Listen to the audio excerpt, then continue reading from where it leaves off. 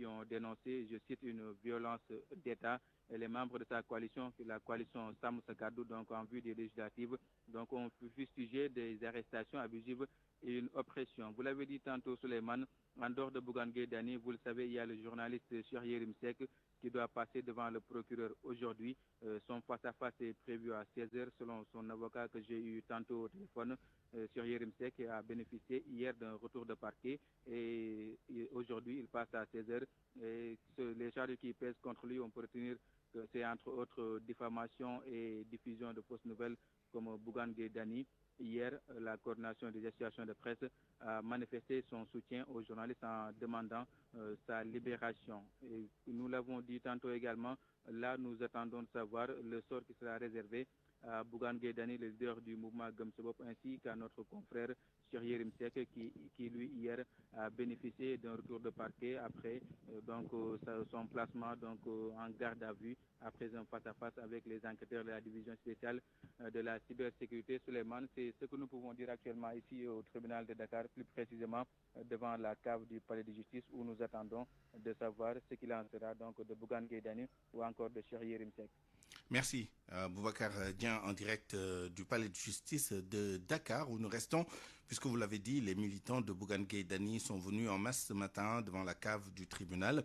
Ils apportent leur soutien au leader du mouvement Gëm Sa Bopp. Les militants restent optimistes et pensent que leur leader va rentrer chez lui après son face-à-face avec le procureur parce que le dossier est politique.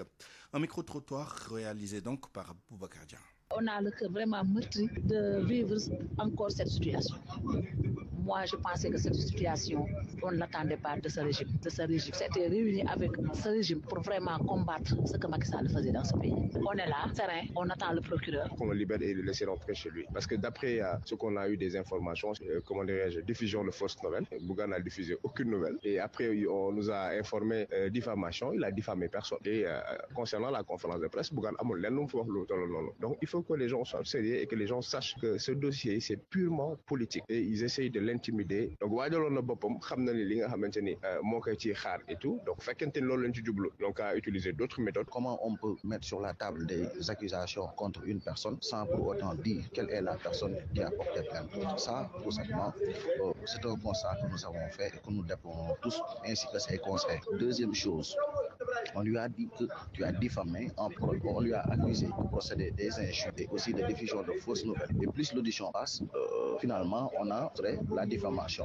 Maintenant, qu'est-ce qu'ils ont retenu? Ils ont retenu des injures. Le président Bougane leur a dit, maintenant, présentez-moi les injures. Ils ont dit que non, vous avez fait des injures. Très tôt, on l'a retenu là-bas, jusqu'à dans la soirée. Et aujourd'hui, on l'a déféré ici au niveau du parc. Ce qui se cache derrière, nous le savons, nous tous.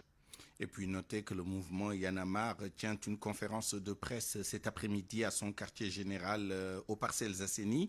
Aliou Sané et ses camarades vont se prononcer sur la situation nationale, marquée notamment par la série d'arrestations d'opposants et de journalistes. RFM, la radio de toute l'actualité. Je vous le disais dans les titres, les enseignants reprennent le chemin de l'école ce jeudi après 3 mois de vacances. Ils seront suivis par les élèves lundi prochain, 7 octobre. Rendons-nous à Tambacounda avec une rentrée scolaire dans des conditions difficiles. En plus d'un déficit important d'enseignants, les établissements scolaires manquent de tables-bancs. Une situation qui risque de rendre presque impossible la mise en œuvre du concept Ubitay Yangetay. Le gouverneur de la région de Tambacounda lance un appel aux collectivités territoriales. Papousseni Diallo. Les 252 enseignants mis à la disposition de l'Académie de Tambacounda sont loin de combler le déficit noté dans cette région. Babacar Diak est l'inspecteur d'Académie de Tambacounda. Le principal problème auquel nous sommes confrontés à Tambacounda, c'est le déficit d'enseignants. Cette année, le ministère a fait quand même un effort remarquable en nous faisant une forte allocation en personnel enseignant. C'est vrai que ce n'est pas suffisant, mais au moins, avec le nombre d'enseignants que nous avons, professeurs comme instituteurs, instituteurs. Bon, nous avons pratiquement 252, si je ne me trompe, enseignants. Et donc, ça va nous permettre de résorber pas mal de gaps. Mais surtout, ça va nous permettre d'avoir un équilibre. Autre problème qui entre le sommeil des autorités académiques et celui des tables bancs affectant tous les niveaux du système éducatif de la région de Tambacounda. Depuis un certain nombre d'années, nous n'avons pas reçu de table banc. Il y a eu entre-temps de nouvelles créations, il y a la détérioration aussi de certains mobiliers, ce qui fait que donc ça c'est un problème. Les abris provisoires ont sensiblement diminué dans l'académie de Tambacounda. Face à cette situation, le gouverneur de la région de Tambacounda, Guèye Diouf, a promis d'agir rapidement et en collaboration avec les collectivités territoriales et les services de l'État pour faire du Ubbi Tay Jang Tay une réalité dans l'académie de Tambacounda, d'où vous a parlé Pape Ousseynou Diallo, Radio Futur Média. À Pikine, à quelques jours de la rentrée des classes pour les élèves, avoir un extrait de naissance ou un document administratif est un casse-tête pour les usagers de l'hôtel de ville de Pikine qui abrite le service d'état civil. Ils accusent déjà les agents de corruption et parlent même de mafia. Reportage de Salamata Ousmane Diallo. Non. Ils font la queue tous les jours à partir de 4h du matin. Medoun Sarr ne supporte plus ce calvaire qu'il y vivre depuis 2 ans pour trouver un papier à la mairie de ville de Pikine. Il estime qu'un système de mafia est installé ici. Ça fait 2 ans que nous sommes mairie. Nous avons 150 personnes le lundi au mardi. Les 150 personnes qui viennent ici à 4h du matin. 150 personnes, il va plus loin et explique. On paye notre argent à cassette pour nous faire une mafia boulaire. Une fois nous sommes inscrits à 4h du matin. Nous avons une liste. On a fallu annuler toutes les listes. Nous commençons à zéro. Officier Bidjen avec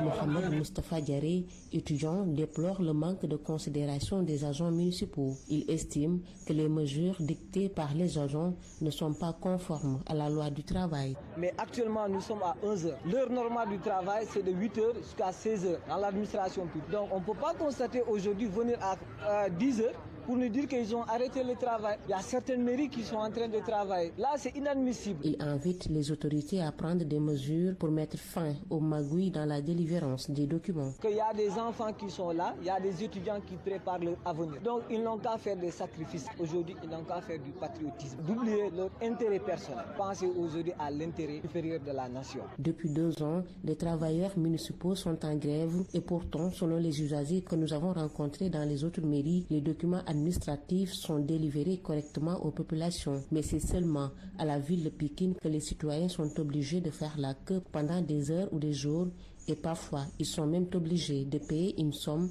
à des intermédiaires. Salamatou Ousmane Diallo, Pikine, Radio Futur Média. Réponse de la mairie de ville de Pikine. Son directeur des ressources humaines, Pape Sidi Sarr, rejette en bloc ces accusations des usagers. Selon lui, les agents font plus que le service minimum. Ils passent la journée à la mairie pour aider les populations à obtenir leurs pièces administratives. Et parler de mafia, c'est leur manquer de respect, pense Pape Sidi Sarr au micro de Salamatou Ousmane Diallo. Au départ, quand il s'agissait de faire le service minimum, le maire avait proposé 2 jours minimum dans la semaine. Et si vous venez au niveau du centre, vous verrez que les gens sont là du lundi au vendredi et au-delà de 18h. Donc je ne pense pas qu'on puisse dire qu'il est exact de dire que nous faisons déjà service minimum, ensuite qu'on s'arrête à 10h. Ça c'est inexact. Donc moi je dis qu'on doit féliciter les agents de l'état civil pour tout l'effort qu'ils font. Et les populations doivent leur rendre hommage parce qu'on est là pour satisfaire leurs demandes. Et si vous voyez, l'État ne nous accorde pas une oreille attentive par rapport à nos revendications, c'est parce qu'ils ne sentent pas tellement l'impact de notre grève du fait que l'État civil travaille. Parce que c'est à travers l'État civil qu'on ressent l'impact de la grève au niveau des populations. Mais les gens sont là, ils ont leur acte, même si c'est difficilement. Nous, de l'autre côté, il faut penser à nos revendications également, parce que ce sont ces jeunes-là de la population qui réclament leurs actes, qui doivent nous soutenir, parce que nous sommes là pour eux également. À 12h12, reparlons d'éducation avec le président de la République qui a annoncé hier en Conseil des ministres la création d'un Conseil supérieur de l'éducation et de la formation chargé de la supervision des programmes et projets dans le secteur de l'éducation. Mais pour Seydi Ababakar Ndiaye, membre du comité directeur du comité du dialogue social, éducation et formation, cet organe existe depuis le régime du président Abdoulaye Wade. Toutefois, il est en léthargie. C'est pourquoi l'ancien secrétaire général du SAES appelle les autorités à corriger les erreurs du passé et à faire un bon casting. Écoutons Seydi Ababakar Ndiaye, interrogé par El Hadj Ndiogou Diène. Cet organe existe déjà depuis le temps du Premier ministre Idrissa Seck en 2003-2004. Parce que je me souviens que moi-même, j'étais à l'époque le président du comité. Donc, pour la journée mondiale des enseignants, le comité du 5 octobre, on l'appelait parce que le 5 octobre, c'était la date donc, qui célèbre la journée mondiale des enseignants. Donc, moi, j'étais le président. Et j'étais invité par le Premier ministre à ce titre-là, à Ngor Diarama, je me souviens. Et j'ai même pris la parole. Et c'est à ce instant-là qu'on avait mis en place ce conseil-là, qu'on appelait le Conseil national donc, de l'éducation supérieure de l'éducation et de la formation, le conseil. Alors, moi-même, quelques années plus tard, pour dénoncer le manque de considération par des autorités justement de la célébration de la journée mondiale des enseignants, j'en avais profité pour dire que ce conseil-là donne toute son importance et dire que c'est dommage qu'il ne fonctionne pas, qu'on l'a créé, mais qu'il n'a jamais fonctionné. Donc c'est pour attirer l'attention des autorités que cela existe déjà. Donc ils n'ont qu'à un peu fouiller dans les archives pour retrouver ça. Comment faire pour sortir ce Conseil supérieur de l'éducation et de la formation de la léthargie dans laquelle il se trouve depuis sa création? Vous savez que ces genres d'organes qui sont nouveaux, on va dire nouveaux maintenant parce que ça n'a jamais fonctionné, donc qui est nouveau, comme par exemple le Haut Conseil des sociales, il faut mettre une personnalité qui soit capable d'animer et de donner un contenu en réalité. C'est-à-dire que quelqu'un qui connaît le milieu, connaît le thème, qui a de très bons rapports avec la majorité des acteurs pour pouvoir mettre en place une bonne équipe. Parce qu'il s'agit en fait de suivre les politiques. C'est-à-dire de suivre les politiques. C'est pour ça que je disais tout à l'heure qu'il faut même rajouter, à mon avis, pour une approche plus holistique, même l'enseignement supérieur aussi, ensemble, pour ne pas avoir à recréer encore plus tard encore un autre conseil du même style pour l'enseignement supérieur, parce que l'éducation, elle est de la base au sommet, quoi. RFM, fréquente modulation 94.0, la radio en puissance. Les habitants de Yeumbeul-Lasekna ont investi la route de Gadaye ce matin pour réclamer sa réfection. Ce tronçon qui est entre la commune de Yeumbeul-Nord et Wakhinane-Nimzatt est dans un état dégradé et c'est depuis des années. D'ailleurs, cette situation cause beaucoup d'embouteillages et d'accidents. Aminata Ba. La route reliant la commune de Yeumbeul-Nord et celle de Wakhinane-Nimzatt est dans un état piteux. Les habitants de Yeumbeul-Lasekna sont sortis en masse pour déplorer les désagréments qu'ils subissent depuis des années liés à ce tronçon. Papa Daoud Samb, habitant de Yeumbeul-Lasekna. Nous réclamons la réhabilitation de cette route depuis presque 20 ans. Elle est délabrée. Donc à partir de 17 voire 18 heures, la circulation est bloquée, créant ici des embouteillages monstres. Et nous notons ici à chaque fois des accidents à cause du mauvais état de la route. Et pendant l'hivernage, la route est presque impraticable. L'état de délabrement empire. Salif Al-Badjinogor exprime son inquiétude. Pendant l'hivernage, personne ne peut emprunter cette route. Elle est totalement dégradée. Et alors, les habitants de Yeumbeul, Ben Barak et les cités environnantes devraient prendre cet axe. Les habitants de Asekna invitent les maires des deux communes, Yeumbeul-Nord et Wakhinane-Nimzatt, ainsi que le ministre des Infrastructures routières à réfectionner la route de Gadaye. Nous habitons dans une zone frontalière entre Yeumbeul et Guédiawaye, mais chacun des maires rejette la responsabilité sur l'autre pour la construction de la route. Nous interpellons le ministre des Infrastructures, El Malik Ndiaye. L'absence d'éclairage public qui favorise l'insécurité dans la zone constitue aussi une autre doléance des habitants de Yeumbeul-Lasekna. Aminata Bakar Massar, Radio Média. Autre mouvement d'humeur, les chauffeurs de taxi clando de Kamb à Keur Mbaye Fall observent un arrêt de travail depuis hier. Ils s'opposent à leur déguerpissement de ce site. Ils comptent se battre pour préserver leurs emplois tout en interpellant les autorités. Reportage Ndeye Ndoumbe Diop.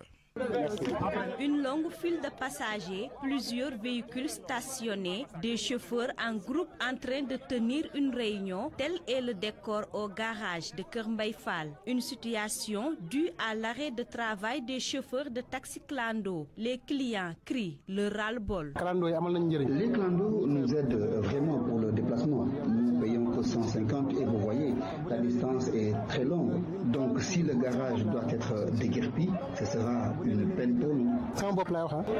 Si les clandos ne sont plus là, cela sera très difficile, surtout pour les vieilles personnes, parce qu'elles ne pourront pas faire toutes ces distances à pied. Une solution doit être rapidement trouvée afin de permettre aux chauffeurs de poursuivre leur travail.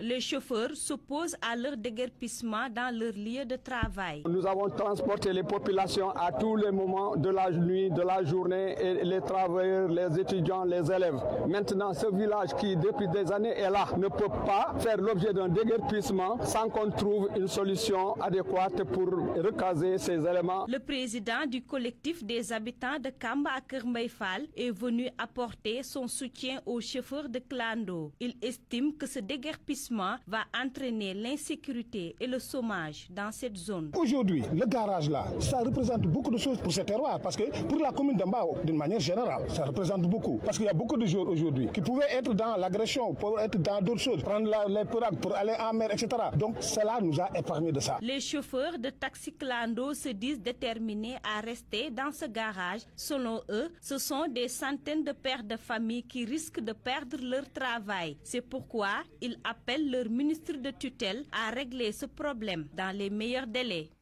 Cap maintenant sur Fatick où plus de 3 tonnes de vêtements et un montant de d'1 600 000 francs CFA ont été collectés cette semaine pour les sinistrés des inondations de Touba. Des produits détergents et autres articles sont offerts par les talibés mourides des Tidjanes. Le représentant du Khalif général des Mourides à Fatick magnifie cet élan de solidarité qui se poursuit. El Hadj Gueye Dieng a convoqué les talibés pour faire le bilan de cette collecte. Le voici au micro d'Aminata Goudjabi. Nous rendons grâce à Dieu parce que nous nous sommes réunis aujourd'hui à Kër Serigne Touba pour rassembler les dons que nos parents talibés ont réunis pour venir au secours à nos parents talibés qui sont à Touba et qui ont été vraiment pris par les inondations au niveau de Touba. Et les talibés ont répondu massivement. Aujourd'hui, à l'heure où nous sommes réunis, nous avons réuni déjà en termes d'habits, plus de 800 et quelques complets. Et ensuite, hormis les habits, nous avons déjà aujourd'hui à ce jour 1 600 000 francs en espèces, sans compter maintenant le sel, les séchures, les produits et matériels d'entretien. Ce qui veut dire que, alhamdulillah, il est important parfois quand on fasse un appel vis-à-vis des talibés pour qu'on puisse œuvrer pour répondre à l'appel de Cheikh Mountakha Al-Bachir et que les talibés réagissent ainsi. Il faut rendre grâce à Dieu et dire merci infiniment et prier pour les talibés. Nous remercions tout le monde, y compris les Tidjanes, qui ont toujours été à nos côtés. En fait, c'est Fatick qui marche comme ça.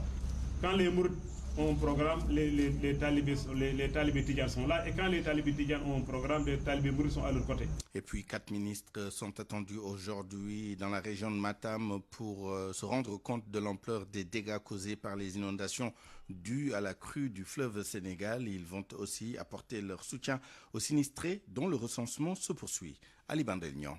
Il s'agit des ministres des infrastructures et du désenclavement, de la solidarité nationale, de la santé et celui en charge de la microfinance. Au moment où la liste des sinistrés s'allonge de jour en jour dans la région de Matam, le gouvernement de la République dépêche ainsi cette délégation s'enquérir de l'état de la situation. Avec des pistes impraticables, des ponts complètement détériorés, des périmètres rizicoles inondés, des habitations en ruine, le Dandemayo au nord tout comme au sud subit cette année les conséquences de cette crue exceptionnelle du fleuve Sénégal. Cette mission des 4 ministres est attendue entre autres à Ndouloumadi, à Nguidjilone, à Djamel, mais également dans l'autre partie au sud du département de Kanel où les populations de Lobali, de Padalal, de Tchempeng et de Wodobere attendent toujours l'assistance promise par le ministre de l'Hydraulique lors de sa dernière visite de terrain. Matam, Ali Bandelnia, RFM. L'actualité internationale. L'actualité internationale avec vous, Anna Rocha. Bonjour et bienvenue. Merci beaucoup, Souleymane. Bonjour à tous. On commence avec l'avocat et défenseur des droits de l'homme Reed Brody qui a été expulsé du Tchad.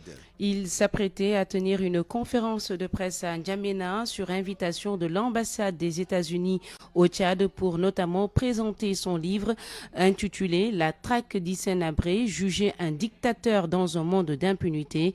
Plus de détails avec Awambaye. Selon le correspondant de RFI à N'Djamena, la conférence était sur le point de commencer quand la police a débarqué pour évacuer l'amphithéâtre du Centre d'études de formation pour le développement. L'avocat américain de 71 ans est embarqué dans un véhicule à destination de la Direction générale du renseignement et de l'investigation, les services secrets tchadiens. Selon la même source, Reed Brody a ensuite été conduit à l'aéroport, puis contraint de monter à bord d'un vol Air France à destination de Paris. Paris en début de soirée hier. L'ancien président de l'association des victimes d'Hissène Habré, Clément Abaïfouta, dénonce une honte pour le pays. Les autorités tchadiennes n'ont toujours pas réagi à cette expulsion. Le rapatriement de la dépouille de l'ancien président tchadien qui se trouve à Dakar et son éventuelle réhabilitation font l'objet de tractations. Les autorités tchadiennes avaient par ailleurs annoncé à la fin du mois de février dernier le versement d'une somme de 10 milliards de francs CFA pour indemniser les victimes d'Hissène Habré.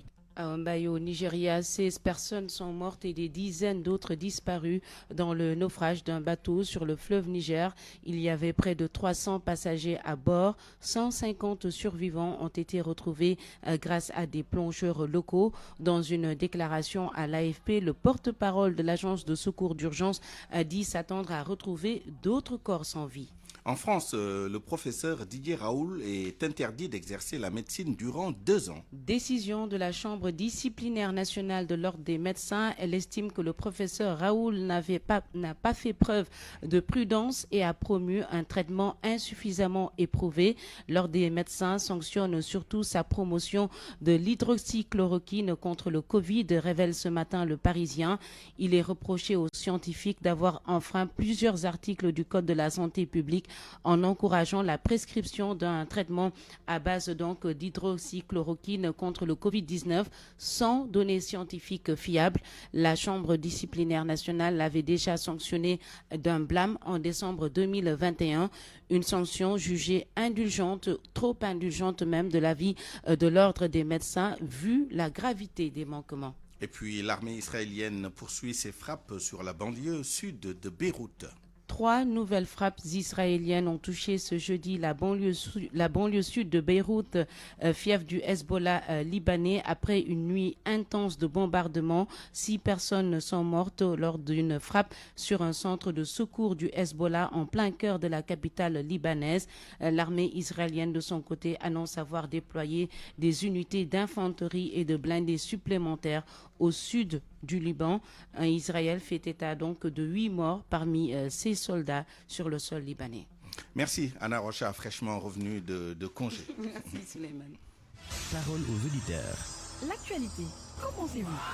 Moi je pense que vous devrez. Réagissez dans nos éditions d'information sur l'actualité. Bonjour. Du lundi au vendredi, vous avez la parole sur RFM. Dans notre rubrique Au point de vue, nous reviendrons largement sur le non-renouvellement du contrat d'Aliou Cissé en tant que sélectionneur national de l'équipe de football A du Sénégal. Et pour en parler, nous serons avec Abdoulaye Thiam, président de l'ANPS, l'Association nationale de la presse sportive, et Ibrahima John, journaliste sportif. RFM Sport. L'actualité des sports, justement, avec vous, Malal Junior Diagne, bonjour. Bonjour, Suleiman. Départ d'Aliou Cissé du banc de l'équipe nationale A. Les spécialistes se prononcent sur son bilan et sur l'avenir de la sélection. Et en premier, nous allons suivre la réaction de Ferdinand Coly, ancien coéquipier de Aliou Cissé en 2002 en sélection. Il s'est prononcé sur le bilan de Aliou Cissé, sur son parcours, mais également sur la manière dont il a été limogé. Sur le Thiam, nous résumons cet entretien. Le départ de Aliou Cissé du banc des Lions du Sénégal suscite toujours un débat. Son ancien coéquipier en sélection déplore les conditions dans lesquelles le désormais ex-sélectionneur du Sénégal a quitté la tanière. Ferdinand Coly. Pour moi, Aliou Cissé devait partir après le titre de champion d'Afrique parce qu'il a atteint une finale de Coupe d'Afrique et que ça va être difficile de faire plus qu'il n'a fait. Maintenant, c'est toujours difficile aussi, pris par la passion, d'être objectif parce que l'équipe nationale, c'est sacré, il a donné le maximum et ça lui tenait à cœur. Malheureusement, il est parti dans des moments difficiles avec cette façon, pour moi, brutale de lui annoncer que son contrat ne sera pas reconduit. Quoi qu'on puisse dire, il faut lui rendre hommage. Et cette façon d'annoncer les choses, c'est un peu brutal. Malheureusement, j'aurais préféré qu'il parte d'une autre manière que de cette façon. Le vice-champion de 2002 souligne que Aliou Cissé mérite tous les honneurs vu son parcours sur le banc des Lions. On sait d'où il est parti en 2015 avec toutes les difficultés du monde. Il a su imposer sa patte avec beaucoup de rigueur et de détermination. Il faut lui rendre hommage parce qu'il nous a amené la première Coupe d'Afrique du Sénégal avec la première étoile. Ça, c'est un moment inoubliable et ça, il faut lui reconnaître. Les qualifications régulières à la Coupe du Monde en Russie et au Qatar. Sur le plan continental, on a pendant longtemps été numéro 1. Il faut quand même reconnaître le travail accompli. Vu les échéances à venir, il ne faut pas perdre de temps, selon Ferdinand Coly. Sachant qu'il y a des matchs la semaine prochaine, il faudra très vite se mobiliser afin que les joueurs absorbent cette information quand même qui est importante pour garder une certaine stabilité en attendant de voir qui va prendre les rênes de l'équipe nationale. Après la confirmation du départ de Aliou Cissé, nombreux sont les joueurs qui ont réagi sur les réseaux sociaux pour lui rendre hommage. À la suite des joueurs, place aux techniciens qui analysent l'actualité du football au Sénégal. Qui pour remplacer Aliou Cissé? Nous avons posé la question ce matin à notre consultant Momar Thioune depuis Thiès. Il a répondu ceci. Moi, je voterai pour l'expertise locale, dans un souci de continuité. Le travail est fait et bien fait, mais je pense qu'il faut continuer ce travail-là à aller encore de l'avant. À mon humble avis, il faudrait continuer à faire confiance à l'expertise locale. Que ce soit ces anciens footballeurs qui ont été tellement bien préparés. N'oublions pas qu'Omar Daf a été parmi les tout premiers adjoints de Aliou Cissé. Pour quelle raison il avait quitté le bateau, je ne sais pas. Mais je pense que ce soit Ali ou Bey, on a toujours ce qu'il faut pour essayer de faire ce travail-là dans un souci de continuité, mais également pour faire prévaloir que le fait d'être sénégalais veut dire tout simplement être à la hauteur, être capable de se dire tout simplement que le football d'un pays, trop souvent, ce sont les enfants du pays qui le font. Parce que sur le plan culturel, on a tout ce qu'il faut pour essayer d'aller vers l'avant. Et je pense que ce soit ou Omar ou bien Bey, on a la possibilité, en faisant le choix entre les deux, de pouvoir nous en sortir. Parce que ce soit Hervé Renard également, qu'est-ce que nous avons? Quelqu'un qui va venir apprendre par rapport à notre vécu, à nos habitudes. Et ces gens-là, déjà, les premiers cités, c'est-à-dire Bey et Daf, l'ont déjà vécu. Football international Europa League, on joue la deuxième journée ce soir. L'international sénégalais qui évolue à Tottenham en Angleterre, Pape Matar Sarr et son équipe jouent contre l'équipe de Ferencváros. Un autre international sénégalais, il s'agit de Boulaye Dia qui défie l'équipe de Nice, Slavia Prague défie l'Ajax d'Amsterdam, Manchester United va croiser l'équipe de SC Porto au Portugal et les Glasgow Rangers recevront l'équipe de Lyon de Niakhaté à partir de 19h. Malal Junior Diagne, le journal des sports à l'instant, merci. La revue de presse avec Youssouf Bodian. Bonjour. À la une des journaux, la série d'arrestations et de convocations d'opposants et de journalistes, le quotidien fait l'état des poursuites et informe que Bougane Gueye est en garde à vue, retour de parquet pour Cheikh Yérim Seck. C'est la machine répressive qui est en plein régime selon l'AS. Le leader de Gumsabop a refusé de signer le procès verbal, renseigne l'Observateur. Les questions des enquêteurs tournent autour de la contestation des chiffres du Premier ministre. Selon Busby Le Jour, Cheikh Yérim Seck a aussi fait face aux enquêteurs de la division spéciale de cybersécurité.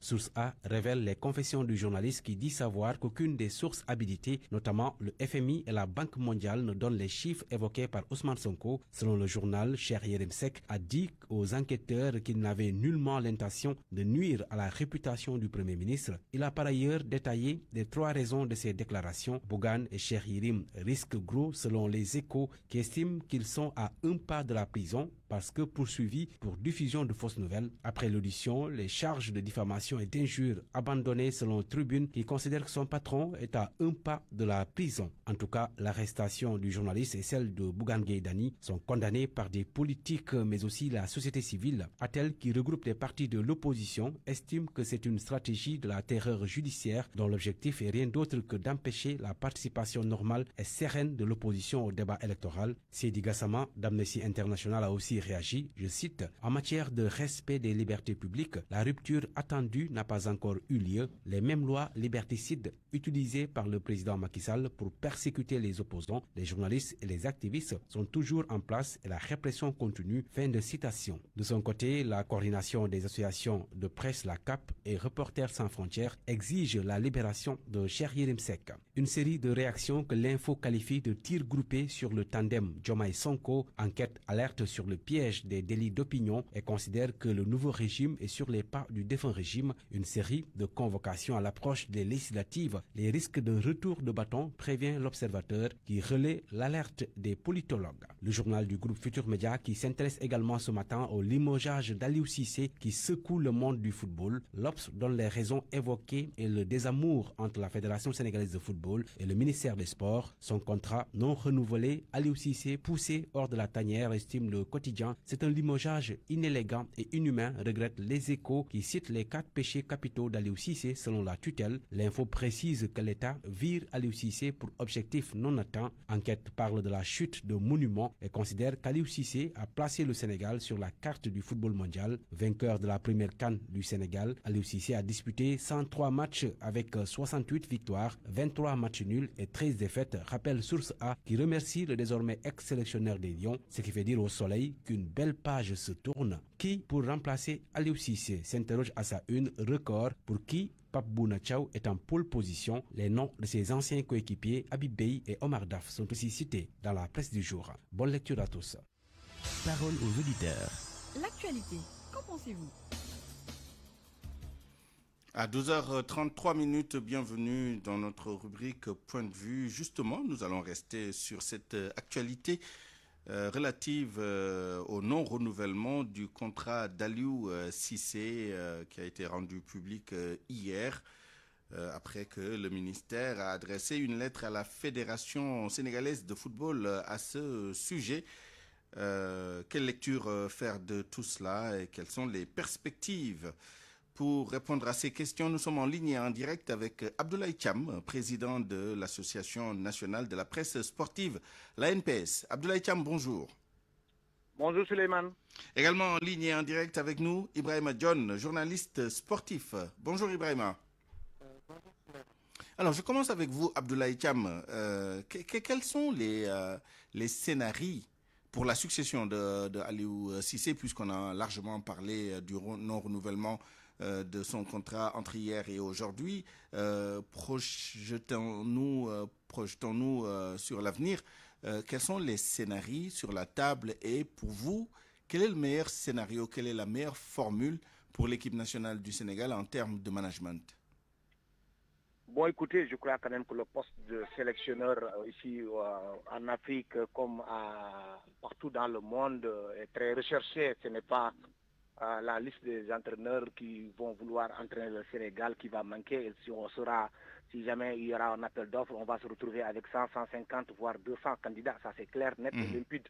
Il suffit tout simplement de voir l'humiliation qu'accepte de subir même Marc, l'entraîneur belge aujourd'hui du Cameroun, pour comprendre que c'est un métier aujourd'hui où il y a beaucoup de chômeurs.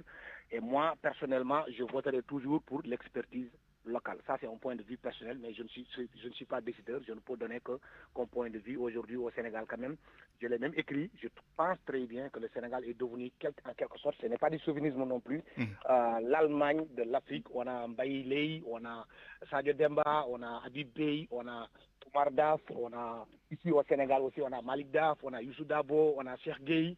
La liste est très loin d'être exhaustive, aussi bien au niveau local qu'au niveau international. Je crois que vous ne citez pas Thiaw, est-ce qu'il faudrait le garder? Absolument, pourquoi pas? C'est pourquoi je disais que la liste elle est loin d'être exhaustive. Il y a eu le cas de Pape Thiaw, il va assurer actuellement forcément l'intérim. Reste maintenant à savoir, après avoir joué ces 2, 3e, 4e, 5e et 6e journées, si la fédération va juger nécessaire de le maintenir ou bien de le révoquer pour prendre un autre sélectionneur. Mais quand même, il faut un fort caractère pour être l'entraîneur de l'équipe nationale du Sénégal. On a passé beaucoup d'étapes. C'est extrêmement important de trouver quelqu'un qui a suffisamment de caractère pour diriger des stars de la trempe de Sadio Mané. Et ce n'est pas donné à n'importe qui. N'est-ce pas? Ibrahim John, expertise locale, nationale ou entraîneur expatrié ou international capable de gérer les fortes personnalités qu'il y a au sein de la tanière, d'après vous?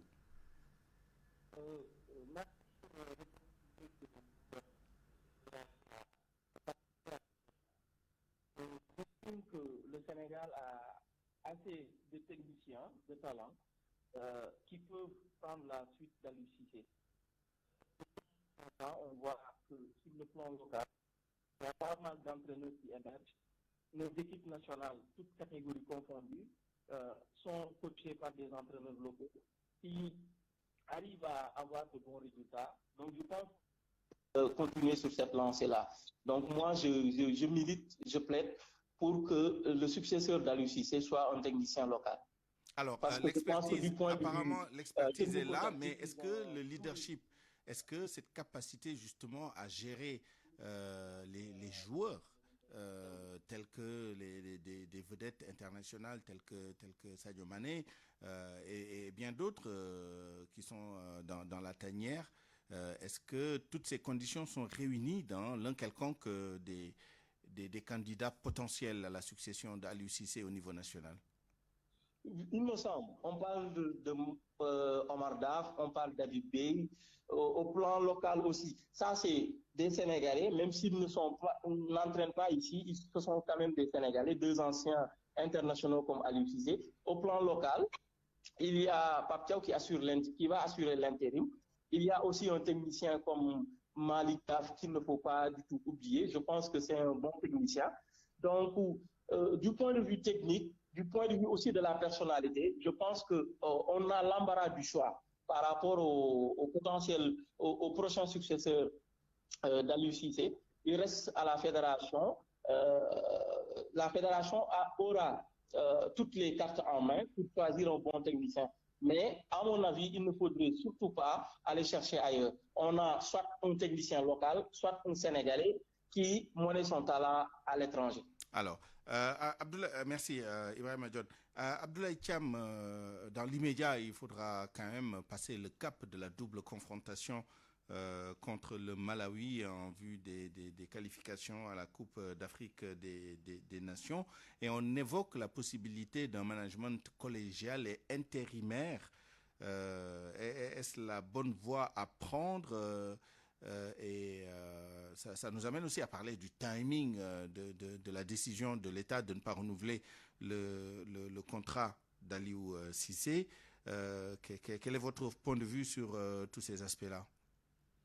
Moi, écoutez, je pense que j'ai déjà déploré le timing qui a été utilisé pour se débarrasser d'Aliou Cissé. Moi, je suis fondamentalement contre tout aspect visant à brûler nos champions. Aliou Cissé ne méritait pas cette sortie-là. Il a été chassé comme un vulgaire délinquant, poursuivi par la clameur publique. Et ça, ce n'est pas bien. Là où Aliou Cissé a amené l'équipe nationale du Sénégal, il ne faudrait pas l'oublier. C'est en 2015, le 5 mars 2015, qu'il a pris cette sélection. Il l'a assaini, il a travaillé, il a mis le Sénégal sur le toit de l'Afrique, voire pour devenir même la meilleure équipe au niveau du classement FIFA. Il a remporté le titre continental après 57 ans de symphonie inachevée. Notre première Coupe d'Afrique remonte à 1965. Personne n'a fait mieux que lui. Ça, moi, je pense qu'Aliou Cissé devrait partir. Et à mon avis, et je le dis encore une fois, au lendemain de la Coupe du Monde 2022, Aliou Cissé devrait quitter le navire. Parce que c'était la seule et unique fois où Aliou Cissé n'avait pas rempli son contrat. Les objectifs qui lui ont été signés depuis qu'il est là. C'était la première fois. La deuxième fois, c'était à la Coupe d'Afrique qui s'est déroulée à Abidjan, donc à 2 reprises. Pour le reste, je ne suis pas d'accord avec le timing. Je pense aussi qu'il y a une certaine brutalité avec laquelle on a fait usage pour se séparer de lui. On est à la veille d'une compétition pareille. Demain, il devrait présenter sa liste. Le 11, on joue une double confrontation contre le Malawi. Et le 15, on joue encore à Lilongwe. Au mois de novembre, parce qu'on nous a mis dans une situation en mode fast-track dans ces éliminatoires. Et là aussi, c'est un autre problème. Par ailleurs, maintenant, pour ce qui concerne l'autre question que vous avez posée, moi, pour ce qui concerne maintenant les remplacements, la seule chose que j'aimerais vraiment, là où j'aimerais attirer l'attention des gens, c'est sur le caractère. Aliou Cissé, on peut lui reprocher tout ce qu'on veut, sauf qu'il n'a pas assaini cette équipe-là. Tout le monde sait où est-ce qu'il l'a trouvé. En termes de discipline interne. En termes de discipline interne, en termes de discipline externe, en termes de résultats. Je crois tout à l'heure que dans votre journal, vous avez parlé des performances qu'il a réalisées. Donc, je pense quand même qu'il méritait de sortir avec les honneurs. Et ce n'est pas qu'Aliou Cissé. Moi, ce pays, j'ai du mal aujourd'hui à comprendre. J'ai comme l'impression que nous n'aimons pas des champions. Moi, je l'ai toujours rappelé. El Hadj Malick Sy Souris aurait dû devenir président de la CAF. Ce sont les Sénégalais qui l'ont torpillé. Le Maroc est en train de tout faire pour mettre Fouzi Lerja à la tête de la Confédération africaine de football. Le Sénégal fait tout pour que Augustin Senghor n'y arrive pas. Ça, ce n'est pas bien. On ne peut pas utiliser quelqu'un. Quand on a eu des sorciers blancs, tout le monde connaît les résultats qu'ils ont amenés ici. Aliou Cissé nous a amenés au pinacle. Aliou Cissé a réussi quelque chose, mais à un certain moment donné, il fallait qu'il parte. C'est la manière, c'est la brutalité, c'est le timing, moi, qui me pose problème. Pour le reste, il n'y a aucun souci là-dessus. Personne n'est indispensable, encore une fois. Il ne faudrait pas croire qu'après Aliou Cissé, c'est le désert. Je suis désolé. Aliou Cissé, quand il est arrivé, ce n'était pas ce Aliou Cissé là. Il a eu du temps il a réalisé ce qu'il a réalisé, mais à un certain moment donné, il devrait partir. Mais c'est insulter aussi les autres qui sont là, les techniciens, en pensant qu'après Aliou Cissé, personne ne peut le remplacer. On a parlé d'Habib Beye, on a parlé d'Omar Daf, on a parlé de Malik Daf qui a fait un excellent travail, on a parlé de Pape Thiaw, même au niveau international. Moi, je plaide tout simplement pour qu'il y ait une expertise locale. Mais la compétence, quand même, elle est universelle. Aujourd'hui, les gens parlent d'Hervé Renard. Pourquoi pas? Hervé Renard court derrière cette sélection-là depuis 2012. Et il a des relations assez particulières avec le Sénégal. Absolument, avec le Sénégal. Il s'est marié avec une Sénégalaise, il est là, il vit au Sénégal, il connaît bien le pays. Et c'est bien de connaître la sociologie du Sénégal pour pouvoir diriger cette sélection-là. Moi, c'est à ce niveau-là, franchement, que je voudrais vraiment attirer l'attention de nos dirigeants. Et je le dis encore une fois, je terminerai par là, parce que quand même, je pense que l'État du Sénégal était au courant que le contrat d'Aliou Cissé devrait arriver à expiration depuis le 31 août 2024, et que la fédération a envoyé même une lettre depuis fin juillet. Tout le monde était au courant. On ne peut pas attendre à la veille d'une compétition pareille, aussi importante, pour se débarrasser de lui comme ça. Moi, c'est la seule chose qui me dérange dans cette histoire-là, à moins qu'il y ait d'autres choses qui n'ont pas été dites. Qui n'ont pas été dites, que nous, les journalistes, peut-être qu'on sera obligés d'aller au-delà de la vérité officielle, parce que cette vérité officielle qu'on nous a fournie, c'est-à-dire le fait de se baser sur le classement FIFA, je ne pense pas que ça soit quand même un bon baromètre. La deuxième chose, la désinfection de l'opinion publique, c'est-à-dire des supporters et la sélection nationale, ça aussi, je ne pense pas que ça soit un bon argument. Parce que dans tous les pays du monde, que vous vous appelez Marcelo Lippi, que vous vous appelez Arrigo Sacchi, que vous vous appelez Pep Guardiola, vous gagnez, l'opinion publique est contente, vous perdez, l'opinion publique n'est pas contente. C'est aussi simple que ça. On ne peut pas se baser sur la bronca d'un public lors d'un match nul défaite contre le Burkina Faso et en déduire qu'il y a un désamour entre l'opinion publique et l'entraîneur. Si vous amenez un autre entraîneur aussi, il va subir la même chose. Attention, on est en train d'ouvrir une boîte de Pandore, on est en train de mettre de nouveaux arguments sur la balance qui n'ont jamais fait partie des arguments pour tester un entraîneur ou bien pour voir tout simplement dans quelles conditions un entraîneur devra diriger l'équipe nationale du Sénégal. Merci beaucoup Abdoulaye Thiam. Je rappelle que vous êtes le président de l'ANPS, l'Association nationale de la presse sportive. Dernière question à Ibrahima John. C'est sur le potentiel de déstabilisation de cette mesure prise par l'État de ne pas renouveler le contrat d'Aliou Cissé à la veille d'un match quand même important ou d'une double confrontation assez importante pour la qualification des Lions à la prochaine Coupe d'Afrique des Nations. Ça c'est d'un, et d'autre part, voyons les scénarios possibles. Encore une fois, c'est quelle peut être la conséquence ou la leçon à prendre du résultat potentiel de cette double confrontation en cas de victoire. Comment pourrait-on lire la décision de l'État en cas de défaite également, d'après vous? Il faut souligner que Pape Thiaw, qui va assurer l'intérim, était déjà dans la tanière. Donc, c'est un ancien joueur au même titre qu'Aliou Cissé. Il a eu quand même si ce n'est pas un temps long, quand même quelques jours avec les joueurs. Donc je pense que ça pose moins de problèmes. Il va assurer l'intérim durant cette fenêtre-là pour la double confrontation. Je pense que Pape Thiaw, avec un peu d'intelligence, peut manager ce groupe-là. Parce que actuellement, avec cette décision, il va falloir travailler sur la psychologie des joueurs, parce qu'on a vu les réactions sur les réseaux sociaux. Il y avait un attachement entre Aliou Cissé et ses joueurs. Donc Aliou Cissé a réussi à former... Mais il y avait visiblement aussi un problème entre Aliou Cissé et Sadio Mané.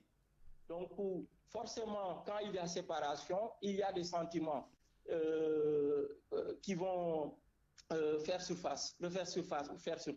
Donc je pense que là, il va falloir, du point de vue psychologique, parler aux joueurs, leur faire comprendre que c'est une décision qui a été prise, mais qu'il va falloir aller au-delà et être professionnel jusqu'au bout et jouer ces deux matchs-là. Donc je pense que Pape Thiaw peut assurer convenablement cet intérim. Revenons à Aliou Cissé. Moi, je fais partie de ceux qui pensent que Aliou Cissé a atteint.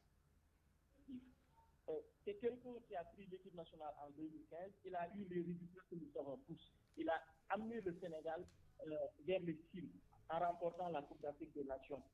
Mais les derniers résultats de l'équipe nationale et surtout la manière avec laquelle l'équipe évoluait ont montré que Aliou Cissé avait atteint ses objectifs. En football, il n'y a pas de sentiment. Ce sont les résultats qui comptent. Aliou Cissé a beau façonner cette équipe-là pour qu'elle soit une véritable machine.